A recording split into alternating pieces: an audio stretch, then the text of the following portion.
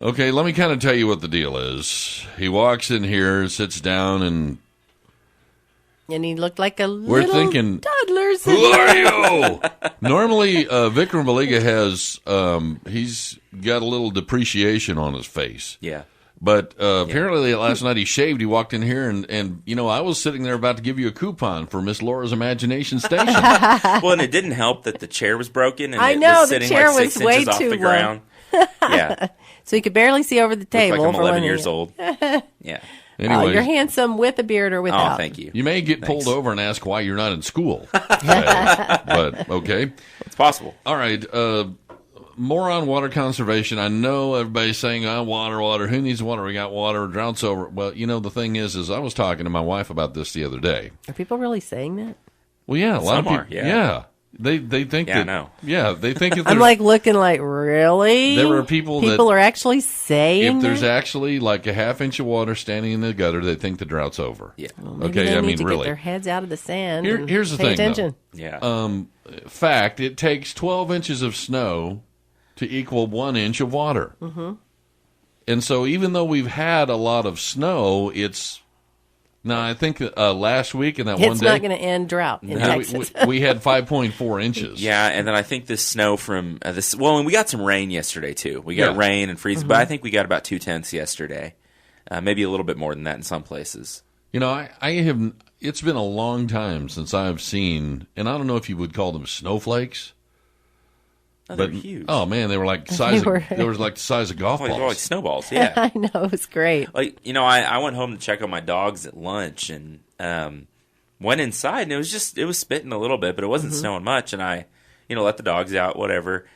Looked back outside and I couldn't see my driveway. I was like, what happened? It was like 10 minutes. Yeah, it was instantaneous. Yeah, it was crazy. Okay, so as far as water conservation, let's go back up over some of the finer points. What do we really need to be focusing on right now? Well, right now I would say we were just talking about how we haven't had just a ton of moisture, but our plants aren't actually doing a lot either. They're mostly still dormant. Trees will take up a little bit of water.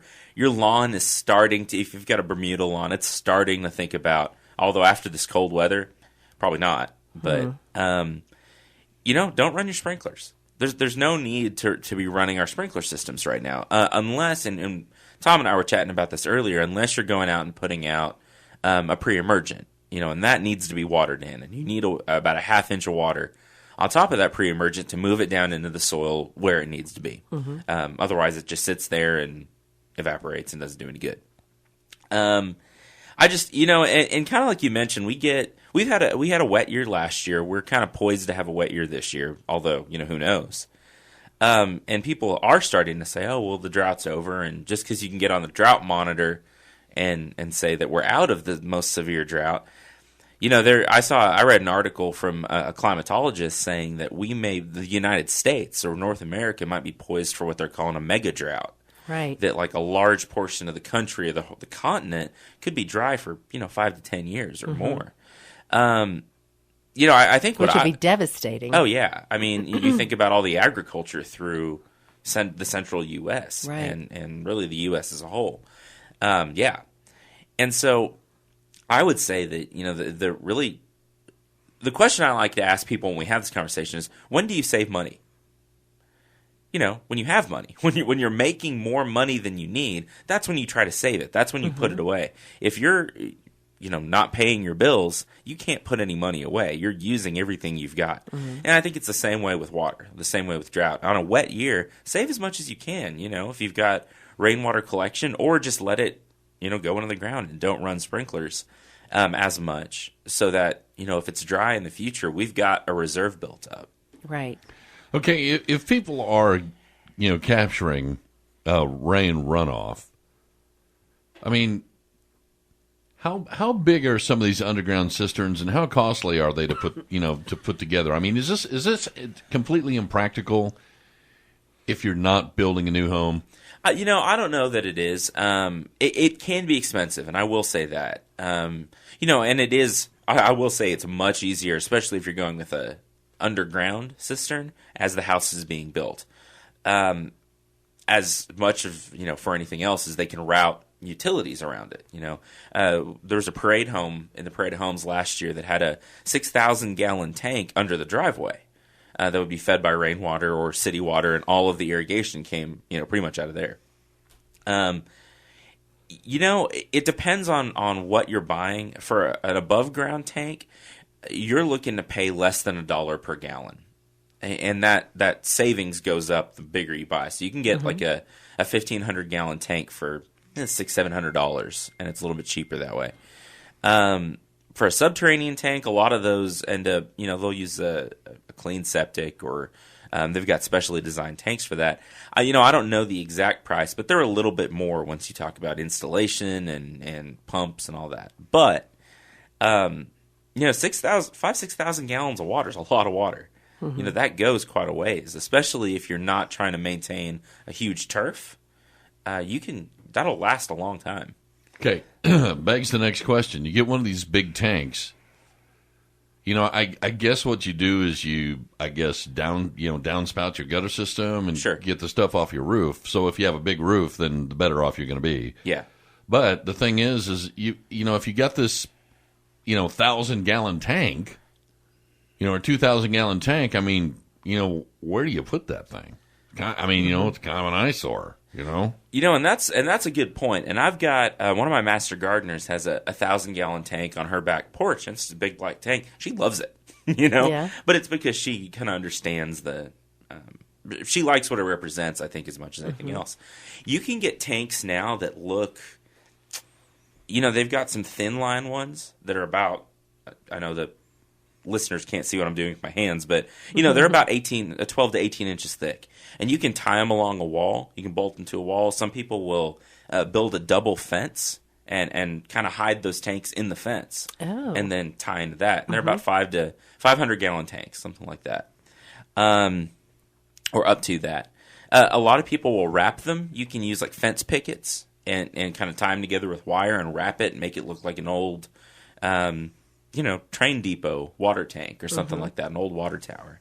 There's a lot of different things you can do to pretty them up. You can hide them with plants, but no, I see your point for sure that, you don't necessarily want a 6-foot-tall black plastic tank. Yeah. My next question. Yeah. Okay, go ahead. What you were I gonna was just say? going to say, a few years ago, the Girl Scouts were helping with a rain barrel project that the city was doing, maybe? I The don't remember. Arboretum does them. Yeah, and the Girl Scouts were actually doing artwork Yeah. on those. It was really, really cute. Interesting, conversation. But I'm also wondering if you have these huge underground. You were talking about the 6,000-gallon underground Right. tank. Talking around rain barrels and all these other, tanks, 500 gallons, whatever, above ground that you can kind of dress up, hide them with plants or fences or whatever. Yeah. Okay. Once you catch the water, okay, and you have a 6,000-gallon tank. Yeah. So at what point does that water start getting nasty? Does it start smelling and growing stuff? Do you have to treat it? What do you do? You can. Some people will treat with just a chlorine tablet or an iodine tablet to kill some of the stuff in it. Generally speaking, it's not. People aren't using this for potable water. Now, some people will, but you've got to have carbon filters and all of that to make sure it's safe. If it's out of the sunlight, if it's out of direct sunlight and it doesn't get too hot, it'll stay good for a long time. A lot of these systems will have a first flush system that's designed to catch, the first water that's coming off the roof. So all the bird poop and whatever else that's up on the roof kind of gets Lovely. flushed out before it gets stored in your tank.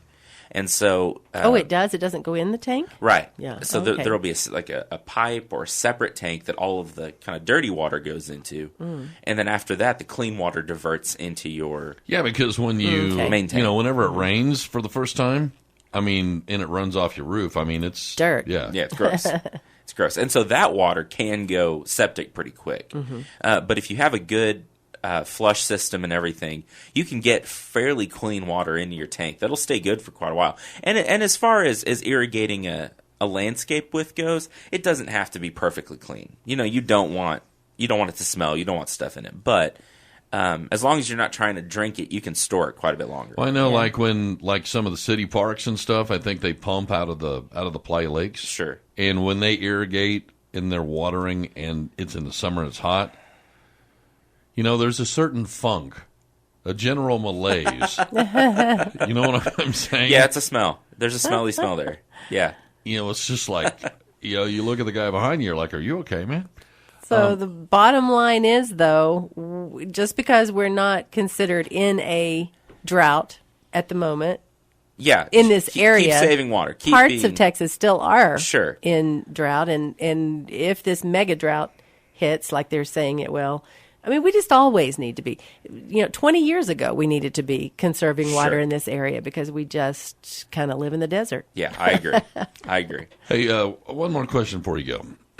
All right. We were talking about pre-emergent, and then obviously that's trying to keep weeds popping up. And then you have post-emergence. That kills the weeds that are already up. Right. Okay, now, got a question for you. Let's say that you're late getting onto your lawn, Okay, and you want pre-emergent, and you want to put pre-emergent down. sure. Okay, but you already see some weed action. Okay, which means you're probably going to be a day late on a lot of things. Sure. So, can you put a pre and a post down at the same time, or should you wait, like put the pre down first and then wait a couple of days and then put the post down, or what do you need to do there? What I would say is put the pre down first and get it watered in. Because, again, you need that to move down into the soil about half an inch for it to be active, for it to really work right. And then go back a couple of days later with the post. The issue of putting them down at the same time is sometimes you'll get those chemicals binding together and you don't get as good of an uptake. You can do it, and there are situations in which people do it, but I would recommend going down with your pre-emergent first, getting it watered in, letting it dry down a little bit, and then going back with your post-emergence. Okay. All right, Vic Good Baliga. advice. Appreciate that, man. Thanks for struggling in this morning. Sure.